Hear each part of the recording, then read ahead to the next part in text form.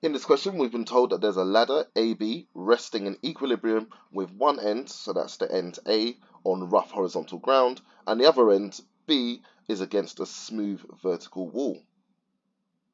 So let's just get a diagram of our own going on. So we've got the wall and we've got the ground. Let's just place the ladder.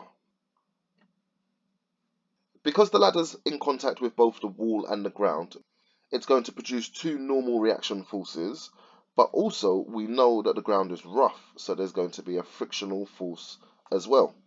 So we have R, we have mu R for the friction, and we have S. We are told that the ladder is going to be a uniform rod of length 5 meters and mass 20 kilograms. So I'm going to model this after I've considered if there's any other weights to think of.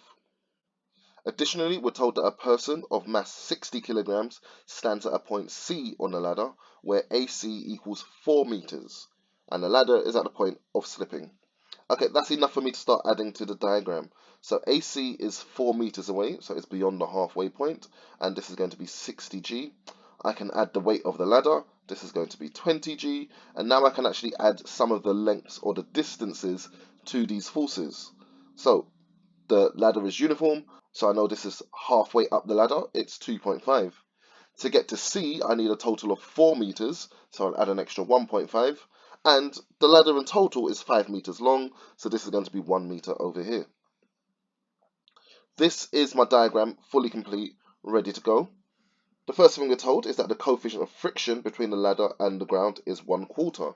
So we can just add this in, mu equals 1/4. And we'll do our usual of resolving. So firstly, we'll resolve vertically. So all the forces up should equal all the forces down, which means R equals 60 G plus 20 G. The reaction force on the ground is 80 G. Resolving horizontally, all the forces left should equal all the forces right. So we get to say that S equals the friction. S equals 1/4 of R. 1/4 of R is just going to be 20 G. So S equals 20 G, the friction equals 20 G. The magnitude of the frictional force on the ground is 20 G. And that'll be the answer to part A. In part B, we're asked to find the angle phi. Phi is the angle of elevation. And if we're involving angles, that means we're going to need to use moments. So we can take moments from the ground or moments from A. And for each of these, I'm just going to get a small diagram to represent the force that we're interested in and how much of the ladder's distance we're interested in. So we'll consider which ones are going in a clockwise direction and which are in an anti-clockwise direction. So both 20G and 60G are going to produce an anti-clockwise moment, whereas S is going to produce a clockwise moment. So let's just combine those. So for that 20G force, we've gone a portion of the way up the ladder, and here's the force. The distance that we traveled up the ladder is 2.5 meters, and we do know that this angle is going to be phi. Let's move on to the 60G force. Once again, we've gone a portion of the way up the ladder, but this time we've gone 4 meters up the ladder. But similarly, we have angle phi. These can be added together as they're anti-clockwise, and they should equal this clockwise moment. So this time we've gone the entire way up the ladder until we met the line of action of the force, and the angle phi appears here. The entire way up the ladder means that this distance is 5. Now that we have those diagrams, we should be able to produce an expression for the perpendicular distance from the chosen pivot point to the line of action of the force.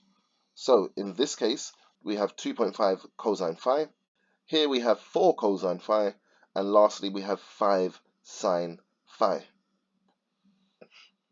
Now for each of these, in combination with the magnitude of the force, we should be able to generate the terms of the moment equation that we're going to use. So it's going to be the black force multiplied by the red perpendicular distance. Let's put this equation together. We've got 20G times 2.5 cosine phi plus 60G times 4 cosine phi should all equal 20G times 5 sine phi. Okay, we can expand, we can simplify, we can rearrange. We get 50G cosine phi plus 240G cosine phi and that equals 100g sine phi. I hope you can see where we're going from here. Since the angle is the unknown, we need one trig expression that we can simplify. I can see here that every single term once again has g. This happens quite regularly. We can cancel those out. And from there, let's start tidying up. So 290 cosine phi should equal 100 sine phi.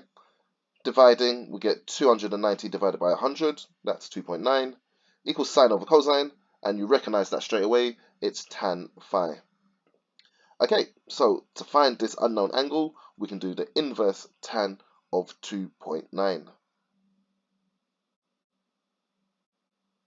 And that gives us an angle of 71 degrees.